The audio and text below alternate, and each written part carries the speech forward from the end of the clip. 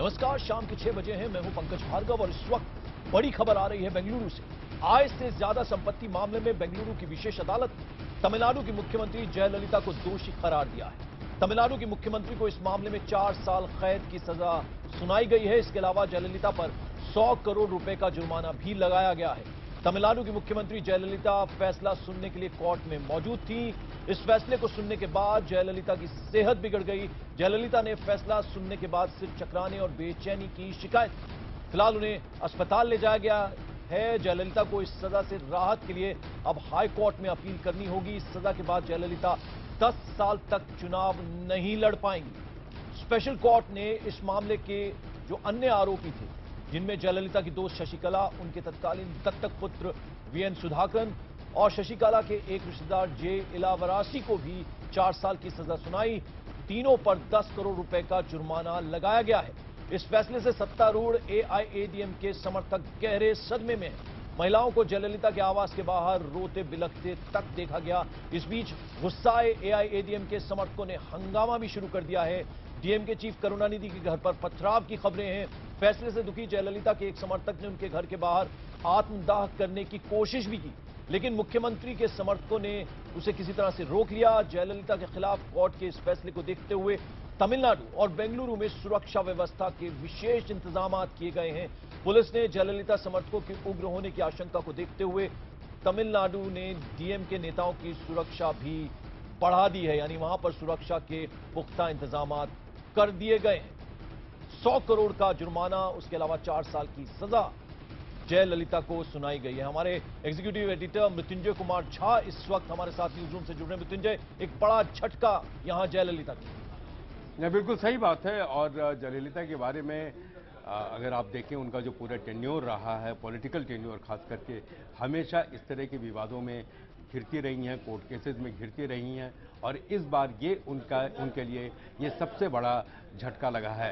अब उनके पास जो राहत की है, जो उनके पास अब रास्ते बचे हैं कि अब उनको हाई कोर्ट का दरवाज़ा खटखटाना पड़ेगा और उसके बाद वहीं से वो कुछ उम्मीद कर सकती हैं। लेकिन फिलहाल जब तक हाई कोर्ट से वहां पर उन्हें कुछ राहत नहीं मिलती है, तब तक उन्हें जेल में ही रहना पड़ेगा। और जिस चीज की झलक मिलनी शुरू हो गई है, जैसा कि एंटीसिपेट भी किया गया था मृत्युंजय, वहां जो तमाम समर्थक हैं जयललिता के एआईडीएमके के, उन्होंने उपद्रव करना शुरू कर दिया है। वो चाहे फिर बेंगलुरु हो या फिर तमिलनाडु हो, डीएमके के जो चीफ है उनके घर पर भी पथराव की खबरें आ रही हैं। देखिए, ये हमेशा से रहा है, खास करके जिस तरह की पार्टी है एआईएडीएमके या डीएमके, ये व्यक्ति विशेष के इर्द गिर्द घूमती है।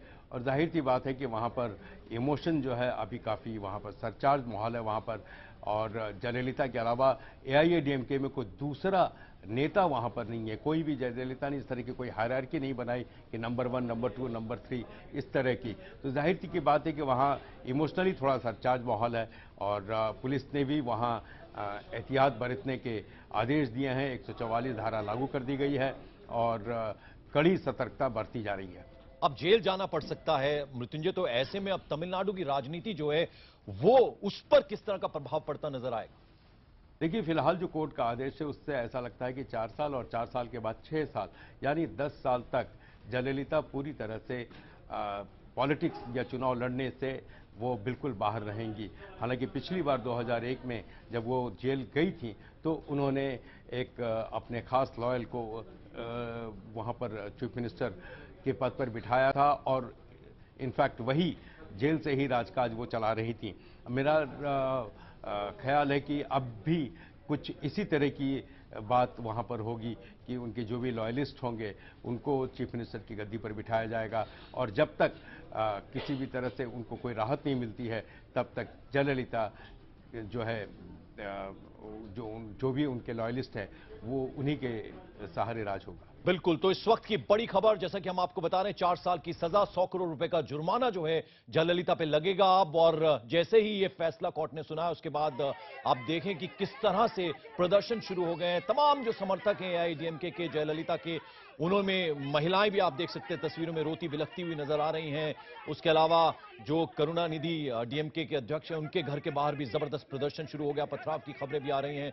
सुब्रमण्यम स्वामी जो शिकायतकर्ता थे, उनके घर के बाहर बाहर भी विरोध प्रदर्शन शुरू हो गया है। एआईडीएमके के तमाम समर्थक जो हैं, हालांकि उन्हें बेंगलुरु में जहां पर यह फैसला सुनाया गया जिस कोर्ट के बाहर, वहां पर आने से रोका गया था, लेकिन बेंगलुरु भी पहुंच गए बड़ी संख्या में उनके तमाम समर्थक। और साथ ही साथ तमिलनाडु से भी अलग अलग जगहों से खबरें आ रही हैं कि जो तमाम एआईडीएमके के समर्थक हैं वो प्रदर्शन कर रहे हैं, और उसकी तस्वीरें आप इस वक्त अपनी टेलीविजन स्क्रीन पर देख रहे हैं। अब इस पर राजनीतिक असर क्या होगा, जयललिता की क्या पार्टी पर पकड़ जो है अपनी वो कम होगी, नेतृत्व का संकट, क्योंकि 1 से लेकर 10 तक शायद जयललिता ही है, तो ऐसे में किसके ऊपर ये जिम्मेदारी आएगी, वो एक बड़ा सवाल है। तो ये राजनीतिक संकट कहीं ना कहीं उभरता हुआ नजर आ रहा है तमिलनाडु के अंदर, जब ये सजा का ऐलान हुआ है। जयललिता को 4 साल की सजा सुनाई गई है, उसके अलावा 100 करोड़ रुपए का जुर्माना भी लगाया गया है जयललिता के ऊपर। और आप तस्वीरों में देख सकते हैं जब जयललिता को दोषी करार दिया गया उसके बाद किस तरीके से तमाम महिलाएं जो हैं वो वहां धरने पर एक तरह से बैठ गई, रोती बिलखती हुई नजर आ रही हैं। और करुणानिधि के घर के बाहर भी हंगामे की खबर आ रही है। आप तस्वीरों में भी देख सकते हैं सुब्रमण्यम स्वामी जो शिकायत करता थे, उनके घर के बाहर भी चेन्नई में आप देख सकते हैं किस तरह से वहां एआईडीएमके के तमाम समर्थक जो हैं वो प्रदर्शन कर रहे हैं।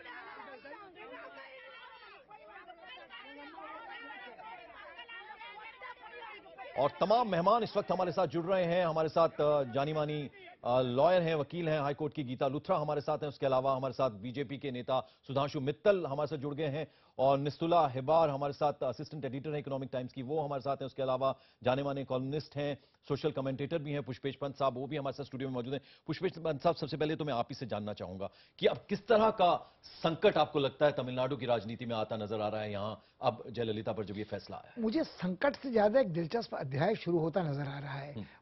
इसका लाभ उठाने की स्थिति में डीएमके आज नहीं है, क्योंकि पहले से उसकी भी स्थिति क्या है उसका वो सबको घर मालूम। पहले ही एक भयंकर आंतरिक पारिवारिक कलह में डूबा हुआ है। और जैसा आपने कहा कि यदि इस पार्टी में 1 के बाद 10 तक कोई दूसरा नाम नहीं है, तो उस परिवार में नाम लेवा भी शायद करुणानिधि के बाद कभी उनके चहेते स्टालिन समझे जाते थे। अशगरी पहले विमुख हो चुके हैं, कनमोजी खुद अनेक न्यायिक मामलों में फंसी हुई हैं, अभी पूर्णतः मुक्त नहीं हुई हैं। तो अनेक पत्नियों और उनसे अनेक संतानों के कारण जो गृह कलह वहां चल रहा है, वहां भी उस परिवार के अलावा कोई नेता हो जिसका लाभ उठा सकता हो, ये संभावना मुझे नहीं लगती। दूसरी बात मुझे ये लगती है कि ये भारत में पहली बार ऐसा नहीं हो रहा, जैसा आपने स्वयं कहा कि जयललिता भी इसके पहले एक बार कारावास का कष्ट भोग चुकी हैं, और उन्होंने किसी को अपनी भारत की मुद्रा में चरण पादुका रखकर सरकार चलाने का काम जिम्मा सौंपा हुआ था। यदि आप देखें तो अनेक पार्टियां ऐसी हैं, वो ममता की पार्टी हो, वो मायावती की पार्टी हो, जिनकी भी हालत इससे कोई बहुत फर्क नहीं है। और यदि आप सपा का भी उल्लेख करें तो पिता पुत्र चाचा और चचेरे भाइयों के अलावा उस पार्टी में भी कहां कोई और है। तो मुझे लगता है कि ये कोई ऐसा नहीं। और अगर आप और उदाहरण ऐतिहासिक लें तो लालू यादव आप सारे अपनी क्रियाकलापों के बावजूद आज भी राजनीति में सक्रिय हैं। तो ये सोचने का कोई कारण नहीं कि इनके राजनीतिक जीवन का अवसान है। बहुत लंबे समय तक अभियुक्त और सजा याफ्ता रहने के बाद लालू आज भी जो अंग्रेजी मुहावरा है, lives to fight another day. तो मुझे ये नहीं लगता। दूसरी बात मुझे लगता है जो तमिलनाडु की राजनीति में नाटकीय फिल्मी पक्ष है कि लोग आत्मदाह करते हैं, लोग अपने नेता को ईश्वर तुल्य मानते हैं, उनकी देवी शक्तियों में विश्वास रखते हैं, और एक बुनियादी झगड़ा हिंदी के खिलाफ है, एक बुनियादी झगड़ा उत्तर भारत के खिलाफ है, और एक भाया दोहन की जो राजनीति है बिल्कुल उससे मुक्ति की संभावना मुझे नहीं लगती। बिल्कुल। गीता लुथरा, आपको मैं यहां चर्चा में लाना चाहूंगा, आपसे मैं जानना चाहूंगा अब कानून क्या कहता है, अब क्या होगा जयललिता का? देखिए, अब जो सुप्रीम कोर्ट का कानून है उसके मुताबिक तो जयललिता ऑब्वियसली अभी तो कस्टडी में ली गई हैं और अस्पताल में भर्ती हो गई हैं कि उनको चेस्ट पेन है। उसके मुताबिक इनकी 4 साल की सजा और 100 करोड़ का फाइन है। तो ये चाहे ये अपील भी करेंगी तो सस्पेंशन जो होगी सेंटेंस की, उससे उनकी एलिजिबिलिटी या उनकी डिस्क्वालिफिकेशन पे कोई असर नहीं होगा, क्योंकि सुप्रीम कोर्ट जस्टिस पटनायक के बेंच ने ये कहा था। बिल्कुल वही गीता, मैं आपसे वही जानना चाह रहा हूं कि पिछले साल 10 जुलाई को जो सुप्रीम कोर्ट का फैसला आया था उसके बारे में अगर थोड़ा समझा पाए आप।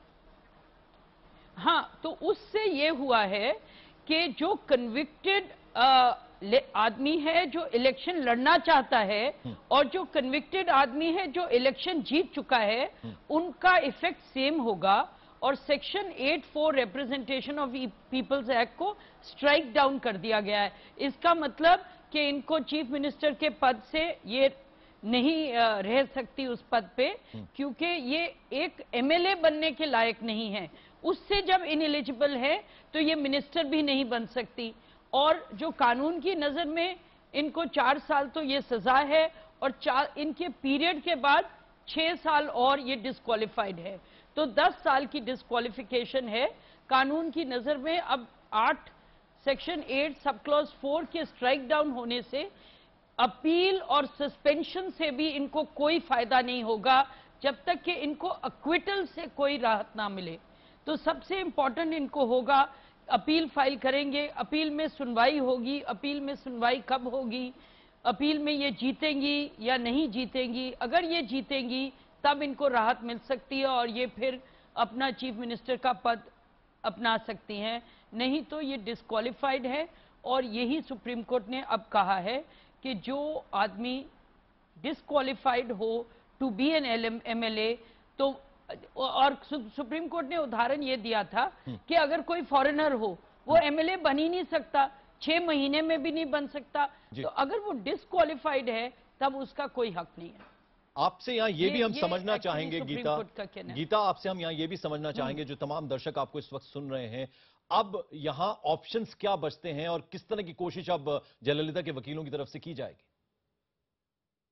देखिए, अब ऑप्शन इनका है, ऑब्वियसली मुझे लगता है कि मंडे तक इनकी अपील दायर हो जाएगी और ये सस्पेंशन ऑफ सेंटेंस मांगेंगे। अब लालू जी के केस में, सिमिलर केस में सुप्रीम कोर्ट ने सस्पेंशन दिया है, सुप्रीम कोर्ट ने दिया था वहां, तो मुझे नहीं मालूम कि हाई कोर्ट इसमें दखल देगी नहीं देगी, सस्पेंशन देगी कि नहीं देगी। पर अगर लालू के केस में जहां 4 साल की सजा थी उनको सस्पेंशन मिली तो पैरा मटीरियल ये हो सकता है। देखिए 3 साल से कम होती है तो स्पेशल कोर्ट खुद कर सकती है, 4 साल और अबव या 3 साल एंड अबव में हाई कोर्ट को ही देनी पड़ती है जो अपील कोर्ट है। तो मुझे लगता है ये सस्पेंशन की कोशिश करेंगे, यहां सस्पेंशन नहीं होगी तो इस फैसले के अगेंस्ट ये सुप्रीम कोर्ट जाएंगे।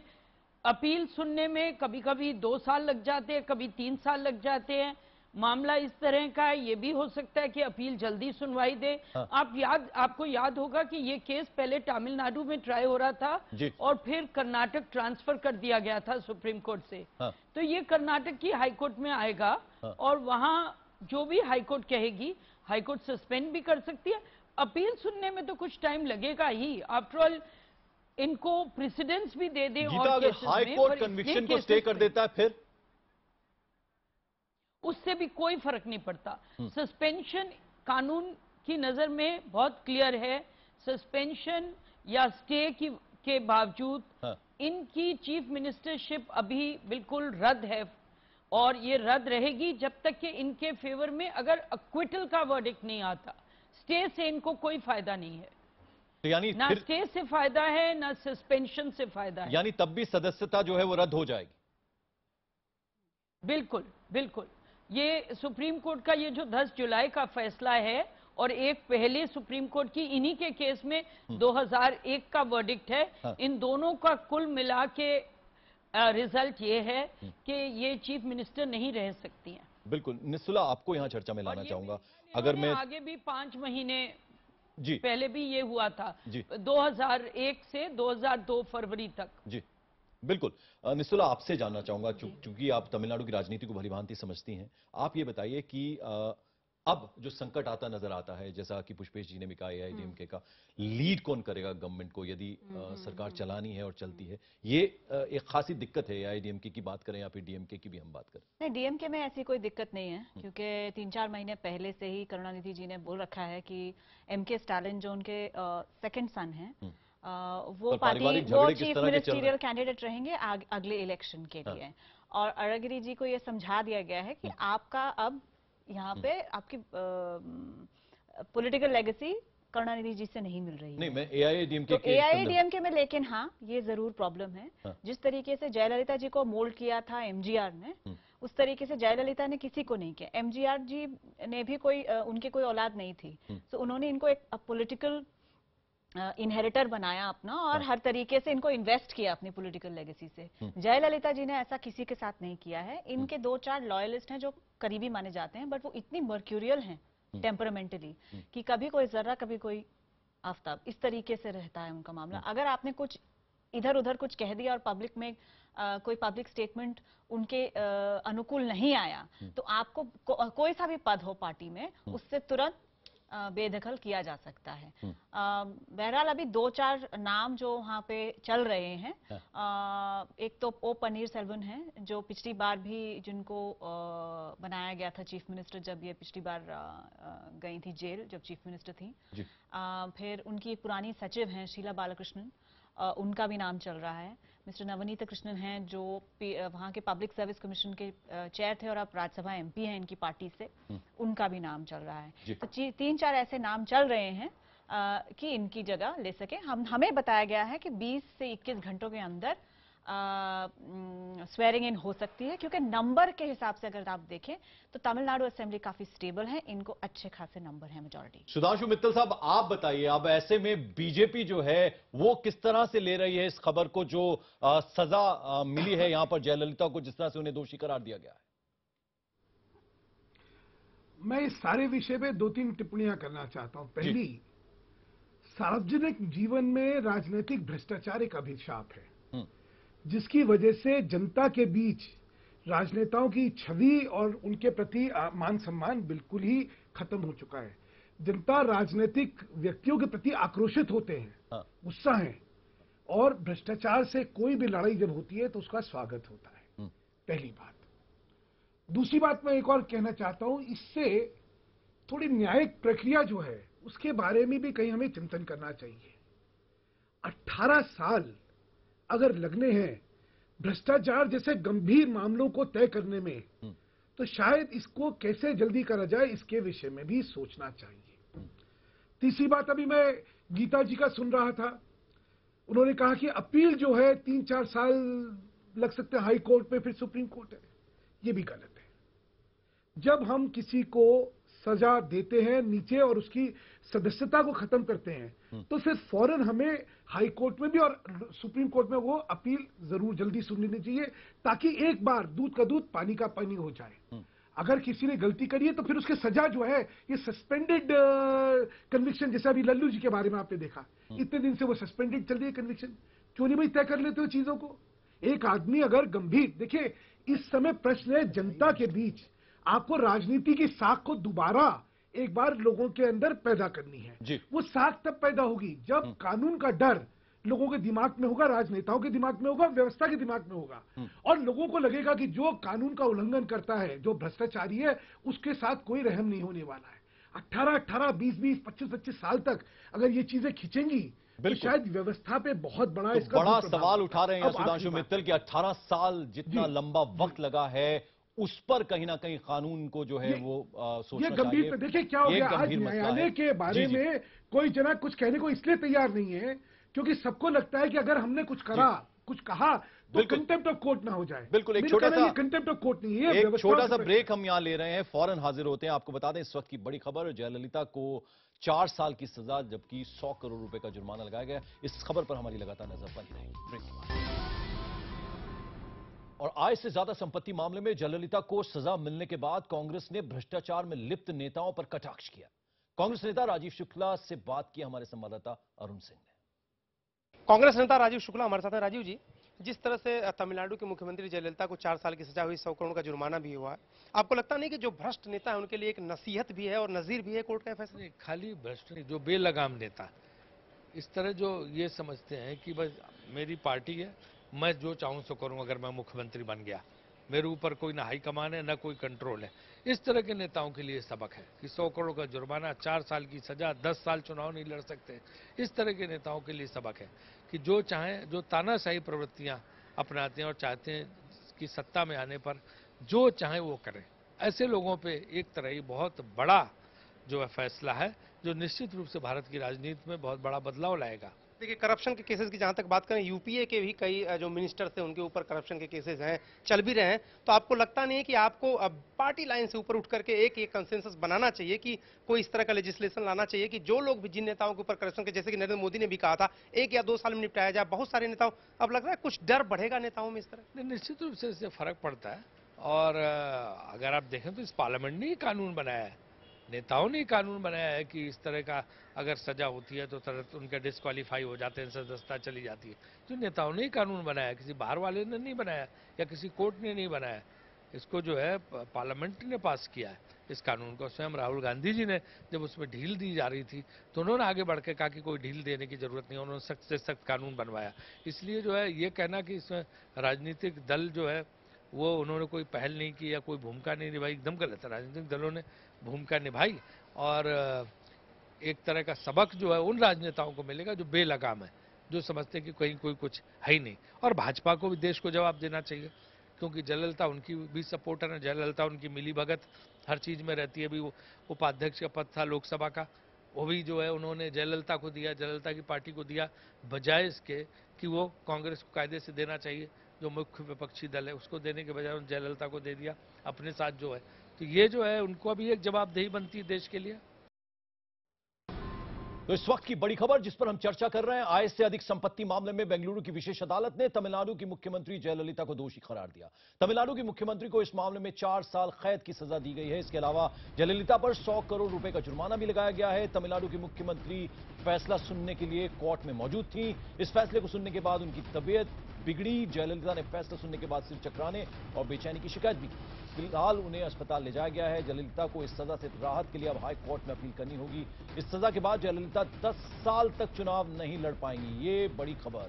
स्पेशल कोर्ट ने इस मामले के अन्य आरोपियों जयललिता की दोस्त शशिकला, उनके तत्कालीन दत्तक पुत्र वीएन सुधाकरन तथा शशिकला के एक रिश्तेदार जे इलावरासी को भी 4 साल की सजा सुनाई है। तीनों पर 10 करोड़ रुपए का जुर्माना लगाया गया है। तमिलनाडु की मुख्यमंत्री जयललिता की आय से ज्यादा संपत्ति केस से जुड़ी अहम जानकारियों के लिए चलते मेरी सहयोगी हिमानी नेथानी के पास। हम यहाँ पर बात कर रहे हैं क्या है जयललिता डीए केस। आपको यहाँ पर समझाने की कोशिश करते हैं कि जयललिता के खिलाफ 1996 में यह दर्ज किया गया केस भ्रष्टाचार के खिलाफ।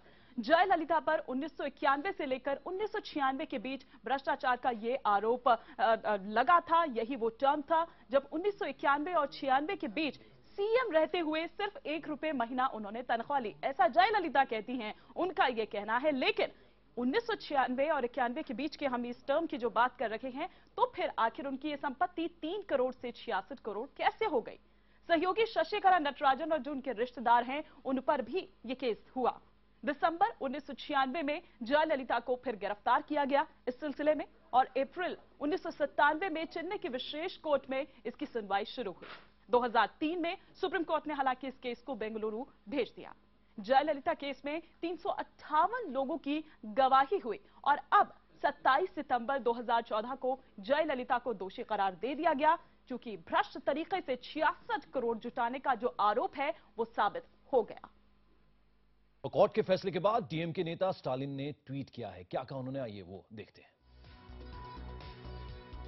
उन्होंने कहा कि यह फैसला साबित करता है कि हम भले ही कितने ऊंचे क्यों ना हो, कानून से ऊपर नहीं उठ सकते। कानून ने अपना काम किया और सत्य की जीत हुई।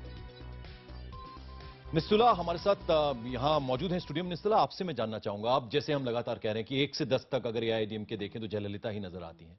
अब मुख्यमंत्री की कुर्सी उन्हें छोड़नी होगी, नया मुख्यमंत्री कौन होगा और जो भी होगा उसके लिए बहुत मुश्किल काम पार्टी पर पकड़ बनाए रखना। ये बहुत मुश्किल काम रहेगा उनके लिए। लेकिन अगर channels of communication Jayalalithaa maintain करके रखती हैं, जिनको भी वो नॉमिनेट करती हैं, क्योंकि उन्हीं से पूछा जाएगा कि मुख्यमंत्री कौन रहेगा उनके बाद, तो मुझे नहीं लगता कि 2016 तक बहुत ज्यादा कोई इंस्टेबिलिटी हम देख पाएंगे, क्योंकि इनके आपको लगता है ये काम जयललिता ने पहले सोचा होगा, कर लिया होगा? हाँ, क्योंकि 2-3 दिन से हमको नए नए नाम सुनाई दे रहे थे। पिछली बार जो ओ पन्नीरसेल्वम साहब हैं वो तो फ्रंट रनर थे ही। एक मिस्टर नवनीत कृष्णा हैं, वो राज्यसभा में एमपी हैं, नए नए बने, 2014 में ही बने हैं और इनके लीगल सेल के हेड हैं। 30 साल से वो वकालत कर रहे हैं तमिलनाडु में और पब्लिक सर्विस कमीशन के चेयरमैन भी रह चुके हैं। शीला बालकृष्णन जी हैं जो पुरानी ब्यूरोक्रेट हैं, फॉर्मर चीफ सेक्रेटरी हैं, इनकी सचिव, इनके सीएमओ में सचिव रह चुकी थी 2001 और 2006 के बीच में जब ये मुख्यमंत्री थी। तो वो अब पार्टी में हैं, तो उनका भी नाम चल रहा है दिस थिंग। फिर मिसेस नेरुण चेरियन हैं, वो उनका भी नाम चल रहा है। तो ये 3-4 नाम हैं जो चल रहे हैं, जो इनके विश्वास पात्र हैं, इनके भेदी हैं, मतलब इनके भेद राज जानते हैं।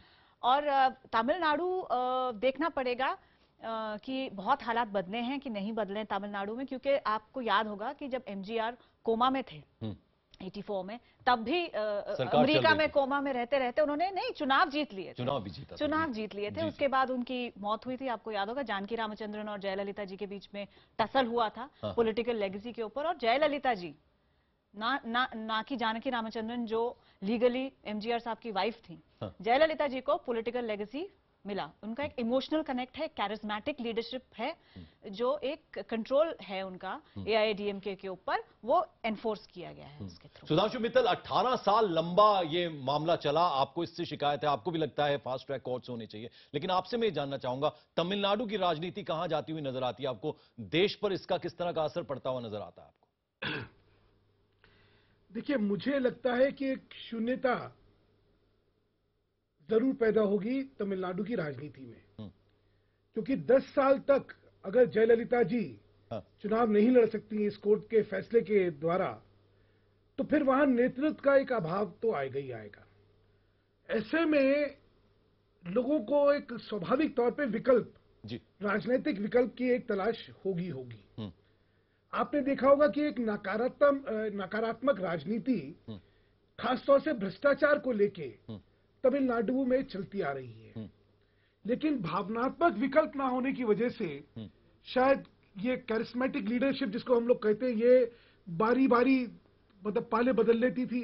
कभी जयललिता जी आ जाती है, कभी करुणानिधि जी आ जाते हैं, लेकिन अब ये काल का मैं अंत देख रहा हूं। ये दो चमत्कारी नेतृत्व जिसको कहते हैं, इन दोनों का अब मैं राजनीतिक अंत देख रहा हूं, इनके काल का।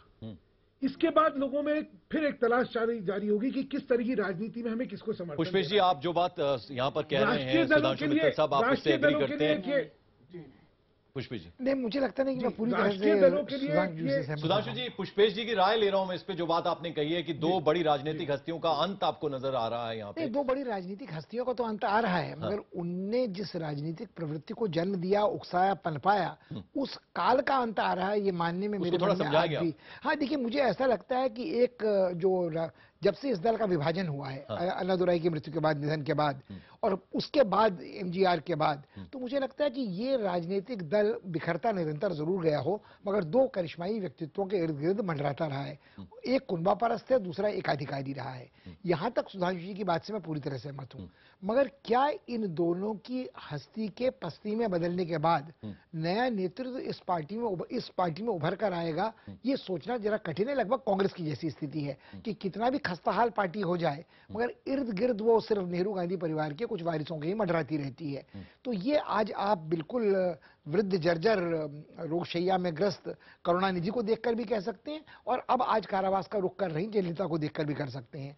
तो मुझे लगता है कि ये सोचना बहुत आशावादी है कि कोई बुनियादी परिवर्तन जनतांत्रिक तरीके का समतापूर्ण समाज की तरफ आज वहां हो पाएगा। एक तरह का उपराष्ट्रवाद, एक तरह की कूपमंडूकता, एक तरह की क्षेत्रीयता जो हिंदी विरोधी है, उत्तर भारत विरोधी है, आर्य विरोधी है, वर्ण व्यवस्था विरोधी है, ये आज की पेचीदगी तमिलनाडु की नहीं है। और एक निस्तुला, हाँ, आपसे भी मैं जानना चाहूंगा कि तमिलनाडु की राजनीति पर क्या इम्पैक्ट होता नजर आता है, क्या असर पड़ता हुआ नजर आता है? क्योंकि मैं लोगों को जानती हूँ तमिलनाडु में, मैं बहुत फॉलो करती हूँ डीपली तमिलनाडु की पॉलिटिक्स को। एक हफ्ते से ये जो हम देख रहे हैं, वहां पर पथराव हो रहा है, करुणानिधि के घर पर, सुब्रमण्यम स्वामी के घर पे पथराव हो रहा है, आत्मदाह करने की भी कोशिश की, रो रही हैं वहां पे औरतें जार-जार, ये क्या है? ये सब तो खैर रिएक्शन है, पर एक हफ्ते से वहां पे टेंस सिचुएशन है, क्योंकि ये लगभग लग रहा था, क्योंकि केस जिस तरीके से जा रहा था, लगभग लग रहा था कि इनका कन्विक्शन हो जाएगा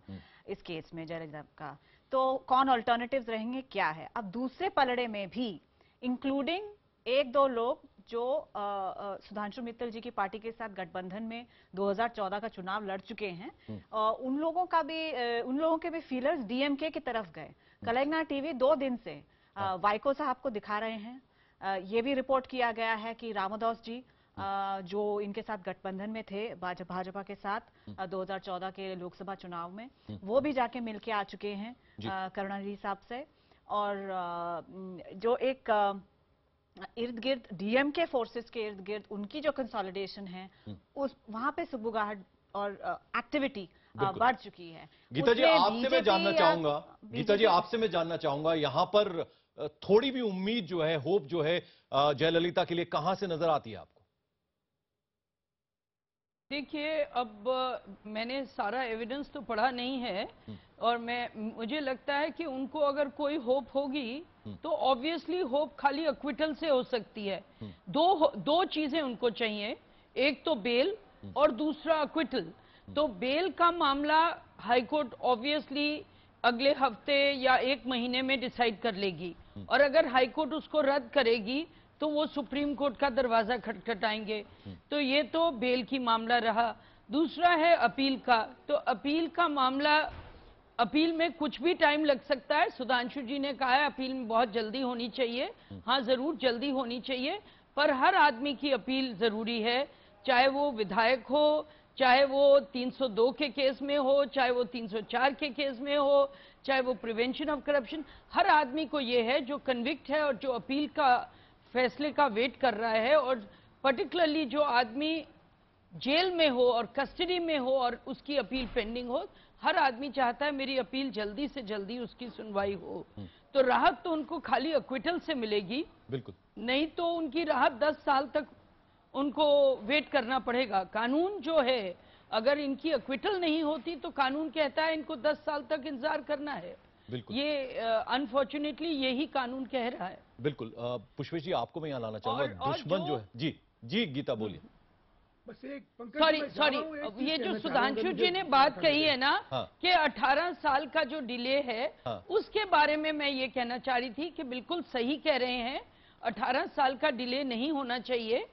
जरूर बात है कि बहुत से विटनेसेस एग्जामिन हुए हैं, 250 विटनेस प्रोसिक्यूशन के थे, जो 2000 तक एग्जामिन हो चुके थे, खाली 10 बचे थे। पर मामला 3 बार सुप्रीम कोर्ट में गया, 100 बार हाई कोर्ट में गया, 3 बार पब्लिक प्रोसिक्यूटर बदले, उनको रिमूव किया गया, ये सब में, और इतना टाइम नहीं लगना चाहिए। 18 साल के टाइम बीतने का बिल्कुल, कोई 18 साल जस्टिफिकेशन नहीं जी, है। सुधांशु, आपको जाना है, क्या कहना चाहेंगे? जी, मैं पंकज जी, गीता जी को एक और चीज कहना चाह रहा हूं। गीता जी, अभी आपने कहा तो ये समझिए, सुप्रीम कोर्ट ने खुद ने कहा कि जो राजनेता चुनाव जीत चुके हैं उनके केसेस जो हैं, अगर उनके खिलाफ चार्जशीट फाइल हो गई है तो 1 साल में लोअर कोर्ट को उसको तय कर देना चाहिए। इसके मतलब न्यायालय ने भी उस बात को माना ना कि जो राजनीतिक व्यक्ति है उसके खिलाफ अगर कोई इल्जाम है तो उसको जल्दी तय करना चाहिए या उसका जल्दी फैसला होना चाहिए। जब वही है तो मैं उसी लिए आगे कह रहा हूं कि भाई लोअर कोर्ट में फैसला होना चाहिए तो हाई कोर्ट में और सुप्रीम कोर्ट में क्यों नहीं होना चाहिए? ये जरूर होना चाहिए। मैं दूसरी बात कह रही हूं, अरे चारा घोटाला देखिए, बिल्कुल जल्दी होना चाहिए। एक और बस, मैं आप वकील हैं, मैं आपसे एक चीज और पूछना चाहता हूं। मुझे अभी तक नहीं समझ पाया, मैं आईपीसी और सीआरपीसी दोनों देख रहा था, ये 100 करोड़ का जो उन पे वो लगाया गया है जुर्माना, ये कौन से कानून के तहत मतलब 100 करोड़ का लगाया गया है? जहां तक मुझे है कि 100 करोड़ का तो प्रावधान मुझे तो किसी कानून की किताब में दिखा नहीं, शायद मुझे कानून की जानकारी नहीं है, इसलिए मैंने कहा आपसे ही पूछ लूं। क्यों, मैं एक और चीज कहना चाहता हूं, कहीं संकेतवाद के चक्कर में न्याय बलि ना हो जाए। गीता जी आपसे पूछ रहे हैं, संकेतवाद जो है वो जी देखिए, कानून ये कहता है कि उनको बिल्कुल भ्रष्टाचार के केस में कानून ये कहता है कि मैक्सिमम इस सेक्शन में 13(2) रेड विद 13(1) के केस में रेड विद 120B 1 साल से 7 साल की सजा हो सकती है, या 6 महीने से 7 साल की सजा हो सकती है। तो इनको 4 साल की सजा हुई है। उसके अलावा फाइन हो सकता है। अब क्वेश्चन है कि फाइन 100 करोड़ का हो। नॉर्मली मेरे अपने व्यू में फाइन को प्यूनिटिव नहीं होना चाहिए। ये उन्होंने कहा है कि इनके पास 66 करोड़ और की संपत्ति जो डिसप्रोपोर्शनेट एसेट्स में है, और ये कानून ने अपहोल्ड किया है, उसको लेके उन्होंने उसके ऊपर कुछ और रकम बढ़ा के इन पे 100 करोड़ किया है और बाकियों पे 10 करोड़ किया है। तो मैं इस जजमेंट की इस वे में टिप्पणी नहीं कर सकती। ये तो एक अपील में ये इस बात को कहेंगे कि ये बहुत ही एक पीनल कॉस्ट आपने जी। करे हैं। जी। फाइन कर सकते हैं बट बहुत पीनल कॉस्ट है। बिल्कुल। पर मुझे लगता है कि इनको ज्यादा जो कष्ट होगा वो मेन इम्प्रिजनमेंट से होगा। 100 बिल्कुल। करोड़ की जो फाइन है उससे कम होगा। बिल्कुल। मैं ये चलिए, नहीं गीता कह रही लूथरा, कि बहुत बहुत बहुत शुक्रिया आप offensive चर्चा है। में हमारे साथ Yes. शामिल हुई। बहुत बहुत शुक्रिया आपका। मैं सुधांशु व्यवस्था मित्तल, का प्रश्न नहीं आपका कर भी रहा बहुत था। बहुत शुक्रिया। Thank वक्त you. की थोड़ी कमी है। निस्तुला, आप हमारे साथ चर्चा में शामिल हुई। पुष्पेश जी, आप सभी मेहमानों का बहुत बहुत शुक्रिया। और यहां हम ले रहे हैं एक छोटा सा ब्रेक, फौरन हाजिर होते हैं।